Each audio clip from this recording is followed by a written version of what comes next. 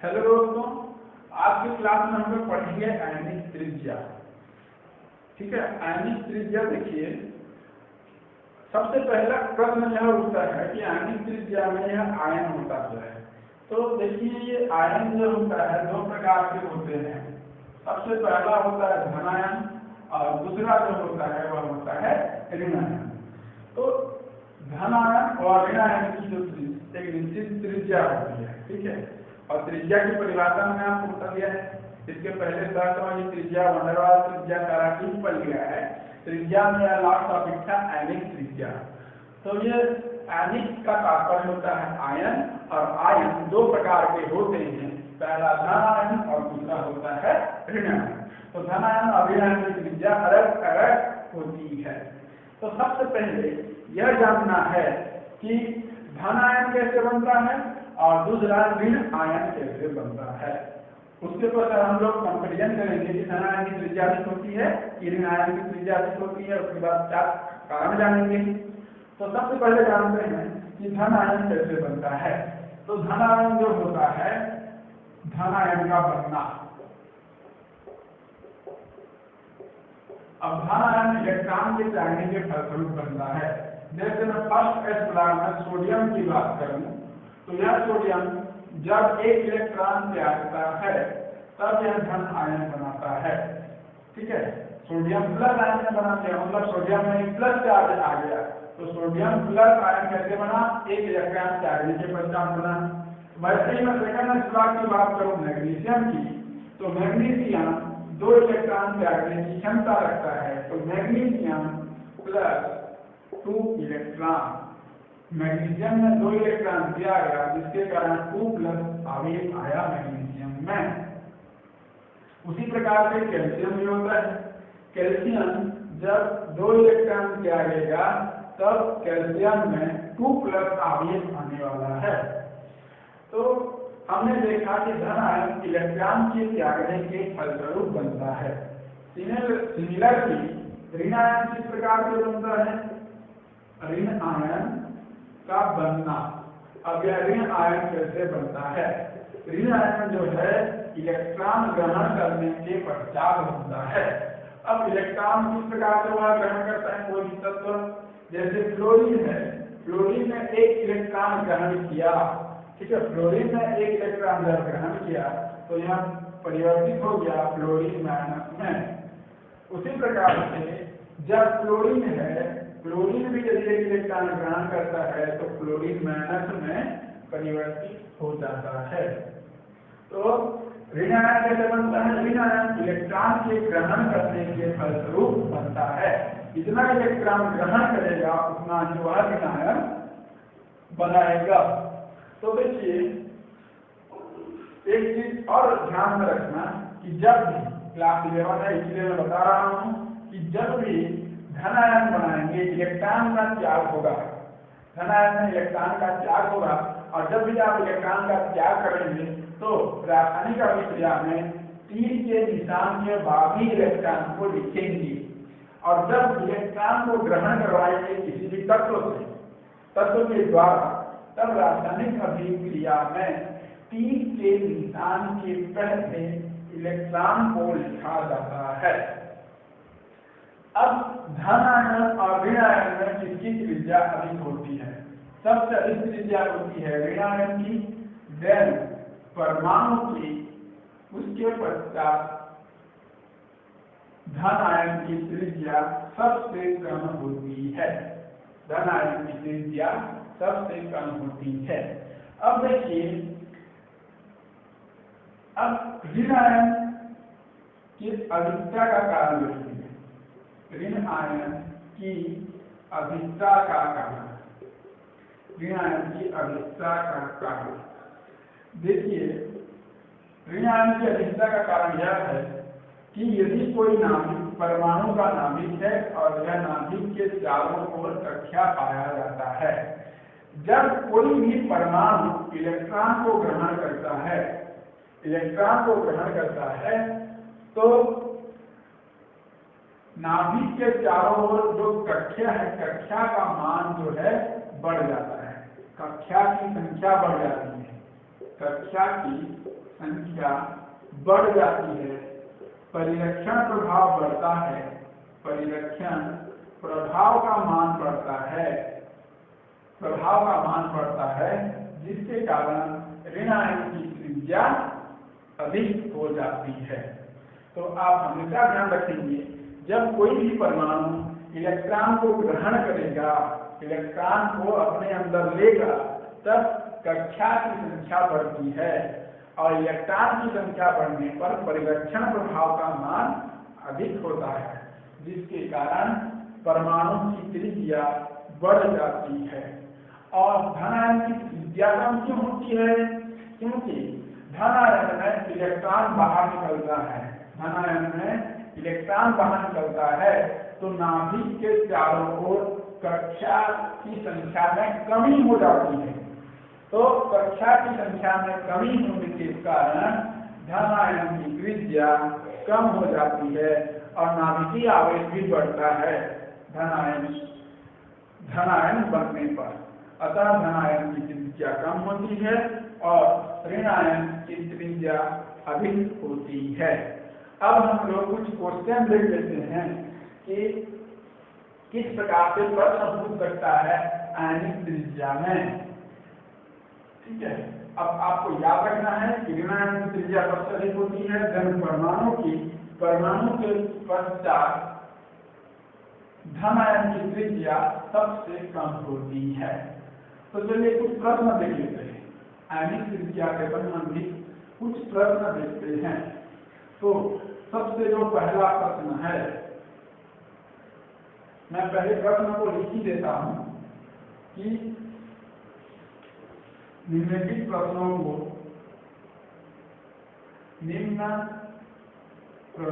को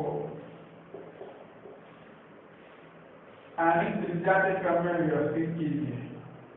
आयनिक त्रिज्या के क्रम में व्यवस्थित करें।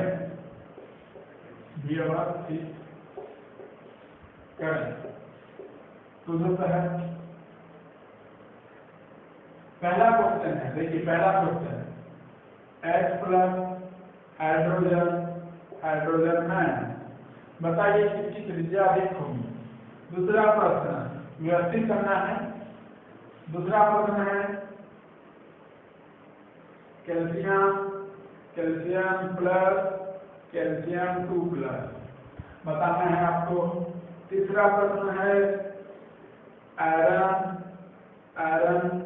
2+ आयरन 3+। उसी प्रकार से चौथा प्रश्न है कॉपर 2+ कॉपर 3+। ठीक है, एक प्रश्न और दे देता हूं, सल्फर सल्फर 2- और एक देता हूं सल्फर+। आपको बताना है कि किसकी त्रिज्या सबसे अधिक होगी और किसकी कम, मतलब बढ़ते हुए त्रिज्या क्रम में व्यवस्थित कीजिए।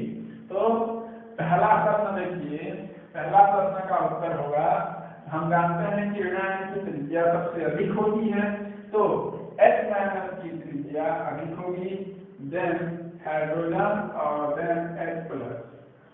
उसी प्रकार से जब दूसरा प्रश्न देखेंगे तो सबसे अधिक त्रिज्या किसकी होगी, कैल्शियम की, देन कैल्शियम +P, उसके पश्चात कैल्शियम 2+E।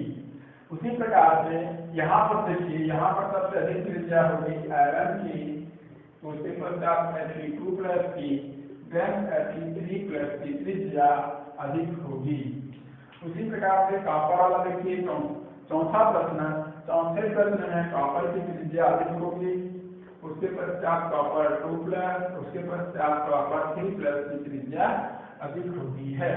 यहाँ पर आप देखेंगे तो ऋण आयन की त्रिज्या अधिक होती है, तो यहाँ पर H2- ग्रेटर, उसके पश्चात H-, उसके पश्चात H और H+ की त्रिज्या सबसे कम होगी, H+ की त्रिज्या सबसे कम होगी। तो इस प्रकार से प्रश्न पूछता है। तो प्रश्न पूछते ही आपको इस प्रकार से बढ़ते हुए क्रम या घटते हुए क्रम जो भी बोले आपको उत्तर लिखना है। अब देखिए यहाँ पर तो कोई समस्या नहीं होगी, क्योंकि सारे के सारे यहाँ पे तत्व जो है धन हो चाहे ऋण एक ही प्रकार के समान परमाणु में दिया हुआ है। लेकिन समस्या आती है आइसो इलेक्ट्रॉनिक स्पीशीज पर।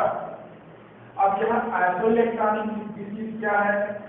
आइसो इलेक्ट्रॉनिक का तात्पर्य है ऐसा तत्व, ऐसा स्थिति जिसमें इलेक्ट्रॉन की संख्या समान हो, तब वहां पर किस प्रकार से किया जाता है। तो वहां पर समझ जाएंगे। अब एक उदाहरण देता हूँ। उदाहरण किसका है? आइसो इलेक्ट्रॉनिक स्पीशीज का उदाहरण है। Iso electronic species, iso electronic species का उदाहरण ले रहा हूँ।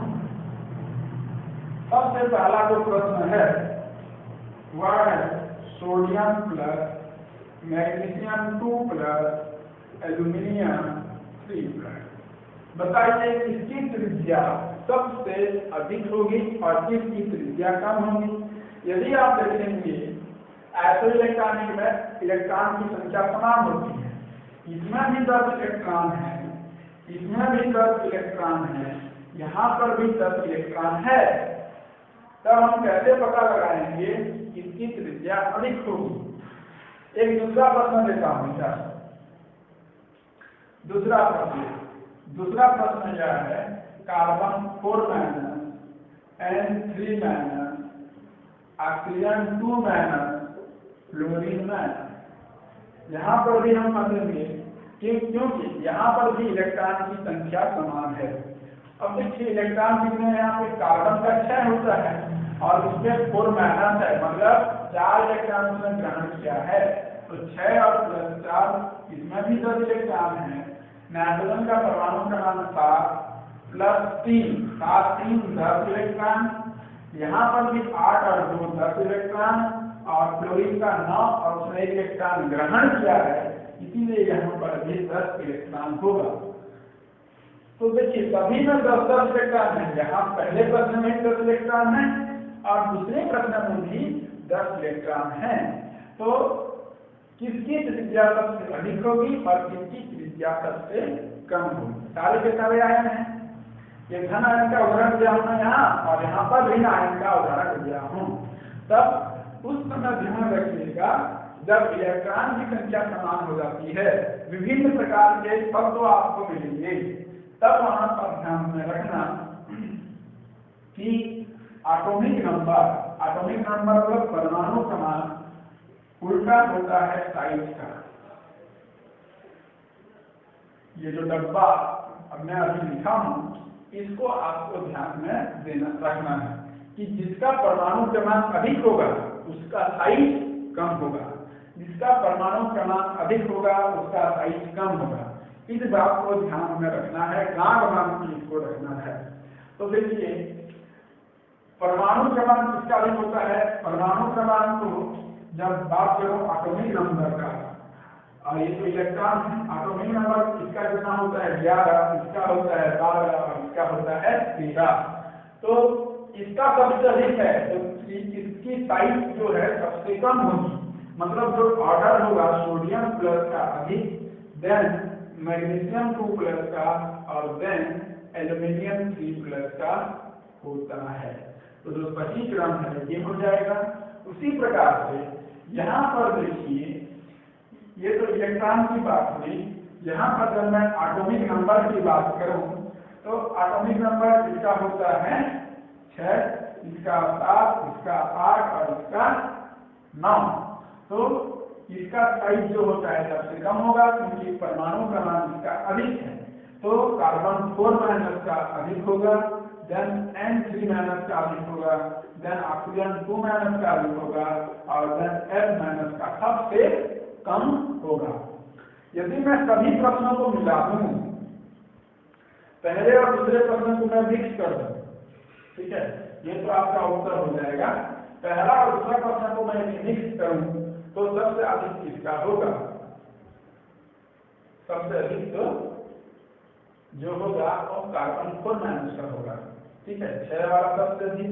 तो सभी पदों को मैं मिक्स कर रहा हूँ, तो carbon 4 minus, then N3 minus, then O2 minus, then chlorine minus, chlorine minus के बाद 10 इलेक्ट्रॉन जो है नहीं, तो सोडियम प्लस, मैग्नीशियम 2 प्लस और देन एल्यूमिनियम 3 प्लस का उत्तर होगा। तो ऐसो इलेक्ट्रॉनिक स्थिति में आयनिक त्रिज्या का क्रम यदि पूछ लिया जाए तो आपको ध्यान में रखना है। तो आई होप आप सभी को आयनिक त्रिज्या पूर्णतः समझ में आया होगा। तो आज की क्लास में इतना ही। जय हिंद।